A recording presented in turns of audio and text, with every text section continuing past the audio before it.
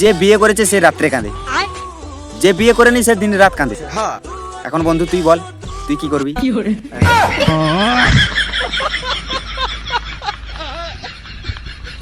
মনের মতন বউ চেয়েছিলাম, কিন্তু গালি দেওয়ার মতন বউ পেয়ে যাবো ভাবতে পারিনি।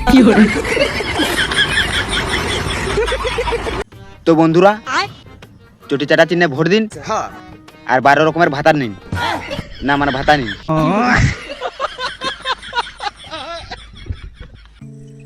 শালা কি গরম পড়েছে রে, ছেড়ে যাওয়ার একদম নামই করছে না। আবে এটা কি তোর গার্লফ্রেন্ড নয় যে তাড়াতাড়ি ছেড়ে চলে যাবে? আজকে আমাদের গ্রামের একটা দোকানে গিয়ে আমি জিজ্ঞাসা করছি যে দাদু ওই 5 টাকাওয়ালার ধূপকাঠিগুলো কত করে? আর দাদু আমাকে গাল দিচ্ছে। আপনারা বলুন আমি কি ভুল করেছি?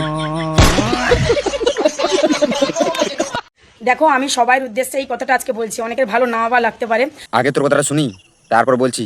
তুমি বিজেপি করো, তুমি কংগ্রেস করো, তুমি সিপিএম করো, তুমি তৃণমূল করো, প্রত্যেক কর্মীদের উদ্দেশ্যেই বলছি। আমিও একজন কর্মী, তাই হিসেবে বলছি, দয়া করে কোনো নেতার কথা শুনে বা নেতা তোমাকে চাকরি দেবে আমি নেতার হয়ে লড়াই করলে তো অত্যন্ত এই বোকার মতো কাজটা করো না। কারণ তুমি বেঁচে থাকলে কিছু করে খেতে পারবে। দুটো চোখ, দুটো হাত, দুটো পা ভগবান দিয়েছে, কেমন? হ্যাঁ রে ছেঁদা স্কুলে ফেঁদামুহি, তুই যে আমাদেরকে বুঝাতে আসছিস তুই নিজে আগে ঠিক আছিস? বল আগে ঠিক আছিস? তুই তো চটি চাটতে যাস, লোকের গাঁটটাও চাটতে যাস, তারপর বিচিগুলো চাটতে যাস, নিজে চাটাচাটি করছে আর আমাদেরকে এখন বুঝাতে আসছে। বলছি তোর ওই আরবাল চাল কথা বলা মানে বন্ধ কর, ঠিক আছে? আমাদেরকে বুঝাতে আসবি না, কারণ আমাদের কাছে বুদ্ধি আছে যে আমরা কি করে খেতে পারবো কি করে না খেতে পারবো, ঠিক আছে? তুই তাহলে কিসের জন্য লড়াই করছিস? চাকরি পাবি বলে নাকি? নিজে চাকরির জন্য বসে আছে আর আমাদেরকে আলবাল চাল সব বুঝাতে চলে এসছে, ঢেমনি কথাকার।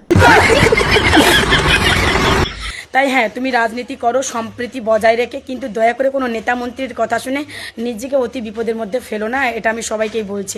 আবে লেড়া চোদা,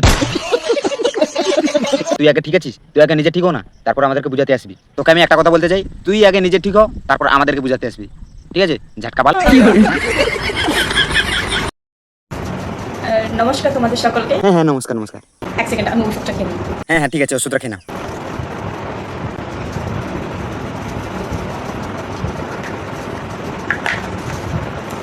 আবে লৌড়ি আসতে খা, আমরা তো বলছি যে তোর কথাটা শুনবো। সরি তুমি বলে আমার ঔষধে মানে খুব সমস্যা খেতে। এরপর মজার কথাটা শোনো। হ্যাঁ হ্যাঁ বলো। আমি তৃণমূল কংগ্রেস করি, তোমরা সকলেই জানো। হ্যাঁ হ্যাঁ আমরা তো সবাই জানি, কিন্তু একটা ভিডিওতে তাহলে কি কারণে বলেছিলে যে আমি তৃণমূলের কোনো প্রার্থী নাই? আর তুমি চটি চাটো আমরা সেটাও জানি, আর লোকের গাঁটটাও চাটো আমরা সেটাও জানি। তো আচ্ছা তৃণমূলের নেতাদেরকে দেখেছি, মানে আমার প্রত্যেকটা ভিডিওতে লাগিয়ে দিত। আচ্ছা তারপর লেওড়া চুদা পাগল। বাবা, তারা আবার দল থেকে ভালো ভালো পদে নিয়েও বসেছিল, কেমন আচ্ছা নেতা। লাইক আমি দেখতে পাচ্ছি আমাদের দলটা তৃণমূলে হেরে যাওয়ার পর থেকে সমস্ত লাইক তারা তুলে নিয়েছি।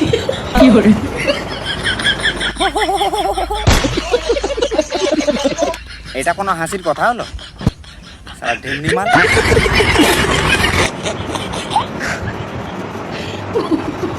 এই মানে আবার হাসছে, কি পাগল চুদা মেয়ের বাবা। মানে যেসব ভিডিওতে তারা লাইক করেছিল আমার ভিডিওতে কোনো লাইক নেই, সব তুলে নিয়েছে। হ্যাঁ লাইকটা তুলে দেওয়ার পর তোর গাঁটা একদম জ্বলে যাচ্ছে। এই হচ্ছে দলকে ভালোবাসা। এটা তো হচ্ছে ভালোবাসা। আর কেমন ভালোবাসা করছিস তুই? বুঝলেন? দেখুন, ভারতবর্ষ একটা স্বাধীন গণতান্ত্রিক দেশ, সেখানে নিজের ব্যক্তিগত মতামত প্রকাশ করবে, এটা তো স্বাভাবিক, তাই না? তাহলে তোর এত কেন ফাটছে? যার যাকে পছন্দ তাকেই ভোট দেবে, যার যেখানে সাপোর্ট করে সে সেখানে সাপোর্ট করবে, তাতে তোর গাঁট কেন জ্বলছে তাহলে? হ্যাঁ, এটা ঠিক যে আমাদের ভাষার মধ্যে অনেক কিছু ভুলভাল থাকে। তোমাদের মুখ থেকে যদি একটা খারাপ ভাষা বেরোয় তাহলে ওইটা ঠিক আছে, আর যদি আমরা একটা রোস্ট করে দিই তোমাদেরকে নিয়ে একটা খারাপ ভাষা বলে, তাহলে ওইটা তোমাদের গায়ে লেগে যাচ্ছে। হ্যাঁ নষ্টাগিরি রাজা পিঁড়ি। আমরা আবেগের বয়সে অনেক ভুলভাল বক্তব্য বলে ফেলি। হ্যাঁ আমরা যখন কাউকে নিয়ে রোস্ট করি কিংবা প্রতিবাদ করি তখন ভুলে ভালে মুখ থেকে স্লিপ করে বেরিয়ে যায়, হ্যাঁ চামড়ার মুখ তো, তাহলে মাইন্ডে নিস না একদম। হ্যাঁ ঠিক আছে, সেটা সবাই করে কম বেশি। কোনো একটা কথা বললি আবেগের জন্য তোরা ভুলভাল বলে দিস, ঠিক আছে? তো আমরা বলছি রাগের মাথায় তোরা যে ভাষাগুলো মানে তোরা যেভাবে মানে আগে থেকে এই বাজে বাজে কথা বলিস সেইটা শুনে আমাদের মাথায় রাগ হয়, ঠিক আছে? তারপর তোকে যখন আমরা রোস্ট করি তখন মুখ থেকে স্লিপ করে বেরিয়ে যায়, কোনো মাইন্ডে নিস না। আর যদি মাইন্ডে নিস তাহলে পরের বারে কিন্তু একদম সহ্য করতে পারবি না, ঠিক আছে? তবে মজার বিষয় এটাই ছিল। তোর মতন চটি চাটা মাল, গাঁ চাটা মাল কোনোদিন খুব মজার কথা বলতে পারে?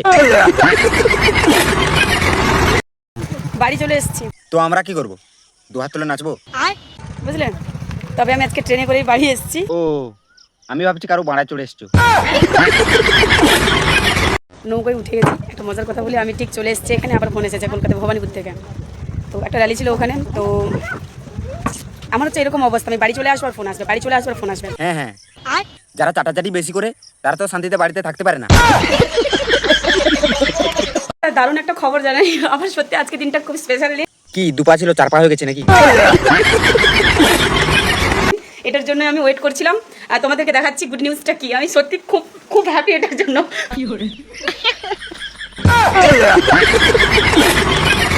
মানে এর ভন্ডামিগুলো আপনারা আনলিমিটেড যত দেখতে পারেন।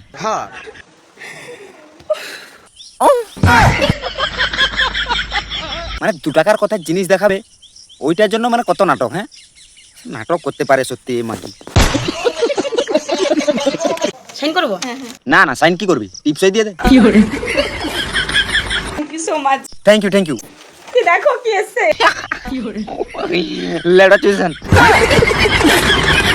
না, মানে কংগ্রাচুলেশন। ডিপ্রেশন। এই যে দেখো কি এসছে। এই মারা আবার বলে দেখো কি এসছে। বলছি আমরা কি তোর মতন কানাচুদা নাকি?